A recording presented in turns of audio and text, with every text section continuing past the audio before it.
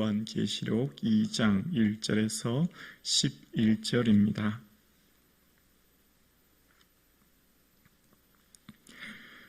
함께 고백드리겠습니다. 에베소 교회의 사자에게 편지하라. 오른손에 있는 7 별을 붙잡고 7 금촛대 사이를 거니시는 이가 이르시되 내가 내 행위와 수고와 내 인내를 알고 또 악한 자를 용납하지 아니한 것과 자칭 사도라 하되 아닌 자들을 시험하여 그의 거짓된 것을 내게 드러난 것과 또 내가 참고 내 이름을 위하여 견디고 게으르지 아니한 것을 아노라. 그러나 너를 책망할 것이나니 너의 처음 사랑을 버렸느니라. 그러므로 어디서 떨어졌는지를 생각하고 회개하여 처음 행위를 가지라. 만일 그리하지 아니하고 회개하지 아니하면 내가 내게 가서 내 촛대를 그 자리에서 옮기리라. 오직 내게 이것이 있으니 내가 니골라 당의 행위를 미워하는도다. 나도 이것을 미워하노라. 귀 있는 자는 성령이 교회들에게 하시는 말씀을 들을지어다. 이기는 그에게는 내가 하나님의 낙원에 있는 생명나무의 열매를 주어 먹게 하리라. 서머나 교회의 사자에게 편지하라. 처음이며 마지막이요 죽었다가 살아나신 이가 이르시되 내가 내 환난과 궁핍을 알거니와 실상은 내가 부요한 자니라.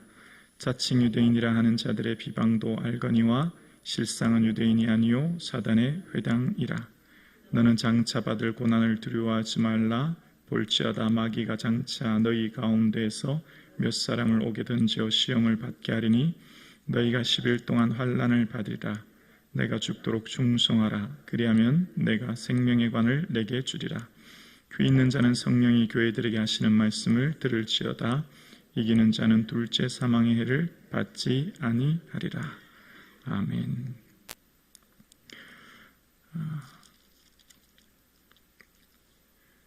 인자 같은 이가 7 금촛대 사이를 다니십니다. 7 금촛대는 7 초대교회 7 교회를 말하죠.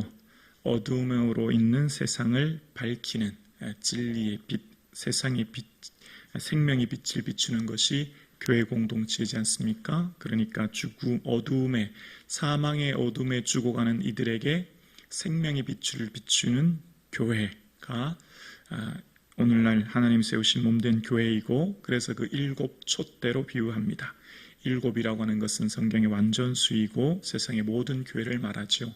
하나님께서 세우신 교회는 친히 하나님께서 주인 되시고, 그 교회에 아무리 작든 크든 형편이 어떠하든지 친히 주님께서는 그 교회를 통해 생명의 빛을 온 세상에 비추십니다. 그리고 주님께서는 촛대 사이에 인자 같으신 이가 오른손에 7 별을 붙들고 계십니다. 7 별은 7 교회의 사자, 7 교회의 사역자들, 7 교회의 헌신자들, 7 교회를 위해서 박해받는 자들. 지금 도미티아누스 황제로부터 극심한 박해를 받고 있지만, 그들의 삶 가운데는 박해와 어려움 가운데 있지만, 성령께서 밤모섬에 있는 요한을 통해 말씀하시기를 그 환난 가운데 있는 교회를 붙들고 계신다. 고난 가운데 있는 그들과 함께 하신다. 결코 그들을 버리지 아니하신다. 그들은 지금 비록 박해와 고난과 어려움 가운데 있지만 그들을 통해 하나님의 능력의 은혜를 주시되 생명의 관을 주시는, 영생의 은혜를 주시는 은혜가 있으니 두려워하지 말라라고 말씀하셨습니다. 그런 가운데 이제 주님께서는 오늘 2장부터 구체적으로 7 교회에 관해서 이제 말씀하십니다. 7 교회에 관해서 말씀하실 때 이 패턴이 있습니다. 교회들에 대해서 이제 쭉 말씀하실 때 교회에 대해서 이 요한계시록에 나오는 패턴이 크게 3가지가 있는데요. 첫 번째, 이 7 교회에 대해서 편지할 때 첫 번째, 예수님이 어떤 분인가를 소개합니다. 예수님의 각기 다른 모습을 소개하고, 두 번째, 그 교회에 있는 칭찬 혹은 책망을 말씀하시죠. 그런 후에 세 번째, 약속하시고 미래에 대해서 하나님 붙들어 주실 것을 약속하시고 권면하시는 이런 큰 3가지 패턴으로 말씀하십니다. 그러면서 오늘 먼저 이제 7 교회를 다스리고 주관하시는 하나님께서 에베소 교회를 향해서 말씀하십니다. 1절과 2절입니다. 에베소 교회 사자에게 편지하라. 오른손에 있는 7뼈를 붙잡고 7 금촛대 사이를 거니시는 이가 이르시되 내가 내 행위와 수고와 내 인내를 알고 또 악한 자를 용납하지 아니하고 자칭 사도라 하되 아닌 자들을 시험하여 그의 거짓된 것을 내가 드러낸 것과. 주님께서는 오른손에 7뼈를 붙잡고 계신다고 하십니다. 그들과 함께 하신다고 하십니다. 함께 하시는 주님은 어떻게 할까요? 그들의 모든 상황을 아시는 거예요. 2절에 행위, 수고, 인내를 알고 라고 했죠. 알고. 주님은 우리의 모든 형편과 처지를 지금 알고 계십니다. 어떠한 고난 가운데 있는지, 어떠한 어려움 속에 살고 있는지, 여러분의 각자의 삶의 자리, 몸된 교회를 섬기며 가정을 지키며 각자 주어진 삶의 자리를 세워가는 여러분의 삶의 그 행위, 수고, 인내, 견디는 것을 알고 계신다는 겁니다. 마치 데살로니가에서 사도 바울이 얘기했던 것처럼 믿음의 역사, 사랑의 수고, 소망의 인내를 말했던 것처럼 이들에게는 믿음과 사랑과 소망으로 몸된 교회를 지켰음을 보게 됩니다. 에베소 교회에는 이 이단으로 인해 어려움을 겪는 교회였음을 알게 됩니다.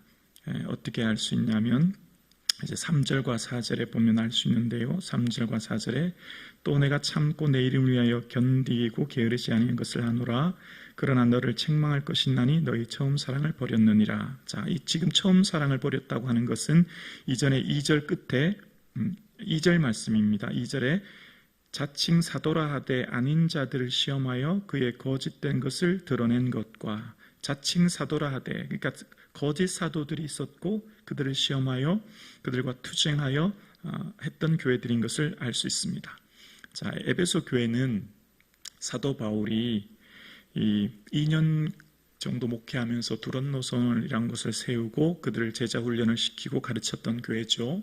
그러면서 이제 아볼로, 브리스길라와 아굴라, 그리고 세례 요한까지 이제 목회했습니다. 그러니까 사도 바울부터 사도 요한까지 담임 목사가 이제 여러 번 바뀌게 되는데 그때 시간이 한 30년 정도 시간이 흘러요. 그러니까 처음 사도 바울이 목회했을 에베소 교회에 목회했던 곳과 지금 한 30년 시간이 흐르는데 그 30년 동안 시간이 흐르는 동안 에베소 교회가 좀 처음 사랑이 식어졌던 걸 알게 돼요. 원래 에베소 교회는 어떤 교회였냐면 에베소서 1장 15절과 16절에 보면 자막 한번 보여주실래요? 사도 바울이 에베소서 1장 15절과 16절입니다. 이로 말미암아 주 예수 안에서 너희 믿음과 모든 성도를 향한 뭐를요? 사랑을 알고. 지금 에베소 교회를 향해 쓰는 편지에 그들이 사랑이 넘쳤다는 거죠. 16절에 내가 기도할 때 기억하며 너희로 말미암아 감사하기를 그치지 아니하고. 에베소 교회를 생각하면 너무 감사한 거예요. 너무 기쁜 거예요. 왜죠? 그들에게 있는 사랑 때문이었던 거죠. 그 에베소 교회에 넘치는 사랑이 있었는데 이제 시간이 흐르게 되었습니다. 시간이 흘렀는데 에베소 교회 공동체의 문제는 이제 나타난 이단들이 있었다는 거예요. 그래서 이단을 시험해서 그들을 드러내고 그들과 투쟁하고 그들을 검증해내다 보니까 그들 마음에 사랑이 식는 거예요. 여러분 생각해 보세요. 우리가 지금 예배 드리는데 저 사람 신천지 아닌가? 저 사람 이단 아닌가? 이런 눈으로 보면 사람이 다 의심스러워요. 사랑하기가 굉장히 어렵지요. 이런 마음을 가지고 있다 보니까 끊임없이 그들의 마음에 진리를 추구한다는 것에 의해서 신앙과 신학이 그들을 마음을 꽉 차다 보니까 마음에 사랑이 점점 식어지는 겁니다. 그러니까 그 마음에 사랑이 식었기 때문에 이 4절에 그러나 너를 책망할 것이 있나니 너의 처음 사랑을 버렸느니라 이렇게 이야기하고 있습니다. 그러니까 지금 그들의 가운데 교회 이 외부로부터 박해도 문제였지만 이 거짓 사도, 거짓 교사들을 드러내는 이 투쟁 가운데 사랑이 식어졌고, 그래서 주님께서는 그 해결책, 그 해법, 그럼 어떻게 하면 될까라고 하는 해결책에서 5절에 말하기를 그러므로 5절이요 어디서 떨어졌는지를 생각하고 회개하여 처음 행위를 가지라 라고 이야기합니다. 어디서부터 떨어졌는지, 어디서부터 잘못되었는지, 무슨 말이죠? 과거에 있었던 영적 상태, 과거의 신앙의 열심, 과거의 주를 향한 태도, 과거의 성도를 사랑했던 마음과 어떻게 해요? 현재의 나의 영적 상태, 현재 내가 교회를 섬기는 모습, 현재 내가 성도를 사랑하는 모습, 현재 내 모든 것을 살펴서 과거와 현재를 비교해 보아서 내가 바뀐 것이 무엇인지를 생각해 보라는 거지요. 그러니까 어디서부터 떨어졌는지, 어디서부터 잘못되었는지 과거부터 지금까지 나의 신앙생활을 깊이 생각해 보라는 겁니다. 그래서 무엇을 기준으로요? 말씀을 기준으로요. 말씀을 기준으로 나의 신앙의 거울을 삼아서 지금 현재의 나의 삶을 살펴보라는 거죠. 시간이 지나면서 매너리즘에 빠져서 그냥 형식주의에 빠지고 외형적인에 빠지며 살지 않도록 하라는 거죠. 그러니까 지금 에베소 교회에는 행위, 수고, 인내가 있어요. 그런데 그 행위, 수고, 인내가 있지만 그 마음에 사랑이 빠졌기 때문에 지금 점점 위선적으로, 점점 자기 자랑으로, 점점 자기 의로만 드러나는 모습이 있었다는 거죠. 사랑이 없으면 어떻게 되죠? 소리나는 구리와 울리는 꽹가리가 되죠. 사랑이 핵심인 거예요. 사랑이 제일 중요한데 사랑이 빠진 채 행하다 보니까 그것이 이기적인 동기로 보여지고 위선적으로 나타나는 것에만 치중하게 되는 그런 모습이 있는 교회가 에베소 교회였다는 겁니다. 그래서 주님께서는 에베소 교회에게 처음 사랑을 회복해라, 아니면 내 촛대를, 아니면 성령을 옮기시겠다, 성령을 거두시겠다라고 말씀하시면서 그들을 향해 이야기하시는 거예요. 그래서 에베소 교회를 향해서 말씀하시기를 이제 귀 있는 자는 성령이 교회에게 하신 말씀을 들을지어다. 교회들이라고 하죠. 여기가 성북중앙교회인데 여러분 한 분 한 분이 교회죠. 저도 교회고 여러분도 교회죠. 여러분 각자가 교회죠. 그래서 교회들이 되는 것이죠. 주님께서는 그렇게 말씀하시면서 생명나무 열매를 주워 먹게 하리라 말씀하십니다. 요한계시록 22장에도 보면 좌우에 생명나무 열매가 있다고 말씀하신 것처럼 그 고난과 박해를 이기고 또 그 마음에 주를 향한 사랑을 회복되는 자에게 주시는 은혜가 바로 생명나무 열매라는 겁니다. 그래서 그 초대교회에 있었던 거짓 사도들은 니골라당의 행위, 니골라당을 지었던 자들인데 음행과 우상 숭배했던 자들을 이야기하고 있습니다. 자, 그러면서 이제 두 번째로 서머나 교회를 향해서 말씀하시는데, 서머나 교회는 빌라델피아 교회와 함께 유일하게 책망이 없는 교회로 등장합니다. 그 서머나 교회에 있었던 그 특징, 서머나 교회의 어려움은 이 항구 도시에 있던 서머나 교회는 예수 믿는 것 때문에 재산이 몰수당하고, 예수 믿는 것 때문에 직장에서 쫓겨나고, 예수 믿는 것 때문에 경제적인 박해가 찾아온 거예요. 경제적인 어려움이 찾아왔던 그 어려움 가운데 신앙을 지켰던 교회가 서머나 교회였던 것을 봅니다. 8절과 9절입니다. 서머나 교회 사자들에게 편지하라. 처음이며 마지막이요 죽었다가 살아나시니가 이르시되 내가 내 환난과 궁핍을 알거니와 실상은 부유한 자니라. 자칭 유대인이라는 자들의 비방도 알거니와 실상은 유대인이 아니요 사단의 회당이라. 자, 궁핍을 안다는 거예요. 서머나 교회는 너무너무 극심한 그 궁핍 가운데 처해져 있어요. 그런데 주님이 뭐라고 하세요? 실상은 내가 어떻게 해요? 부유한 자다. 아멘이십니까? 예수 믿고 진리의 길을 걸어가는 우리의 길에도, 예수 믿고 말씀대로 사는데도 경제적인 궁핍이 올 수 있어요. 경제적인 어려움으로 우리의 삶이 참 척박한 삶을 살아갈 수도 있어요. 그런데 주님께서 보시기에는 세상의 기준과 조금 다르다는 거죠. 세상의 가치와 다르다는 거예요. 믿음으로 살아가는 그 길 속에 비록 지금 믿음으로 살아가는 그 삶의 모습에 경제적인 궁핍이 있을 수 있지만, 세상의 기준은 그것을 궁핍, 가난이라고 하지만 주님은 그것을 부요라고 말씀하시는 거예요. 여기에 우리의 은혜가 있는 것입니다. 비록 세상적인 가치로는 나의 소유, 나의 지위, 나의 형편이 어떠하든지 주님은 그렇게 말씀하지 않으세요. 주님은 우리를 평가하고 말씀하실 때 세상적인 가치의 기준이 아닌 주님께서 말씀하시는 이 기준에 의해서 우리는 비록 너희가 세상에서 믿음으로 인하여 믿음으로 살다가 박해와 고난을 당하고 재산이 몰수당하고 직장에 쫓겨나고, 혹은 믿음으로 정직하게 기업을 경영하다가 기업이 좀 어려워질 수도 있고, 믿음으로 정직하게 삶을 살다가 구별된 삶을 살다가 좀 세상과 왕따당할 수도 있지만 그것이 오히려 부유함이라고 말씀하시는 거예요. 그러면서 주님께서는 여러분 박해받고 어려움 있으면 우리는 이런 마음 가지죠. 조금 더 견디면 곧 이제 앞으로는 이 고난이 없을 거야 라고 하는 기대죠. 그런데 10절 보실까요? 10절에 보면 너는 장차 받을 고난을 두려워하지 말라. 앞으로 고난이 더 있을 거라는 겁니다. 여러분, 믿음으로 살아가는 우리에게, 말씀 따라 살아가는 우리의 삶에, 예수님 가신 그 십자가의 길을 걸어가는 우리에게 고난이 있을 거라는 거예요. 고난이 있을 거라는 거예요. 고난이 아예 제거되거나 고난이 사라지거나 고난이 소멸되는 게 아니라는 거예요. 우리가 천국 가는 그 길까지 이 믿음의 길을 걸어가는 동안 고난이 있을 거라는 겁니다. 마음이 좀 어렵고 무겁죠.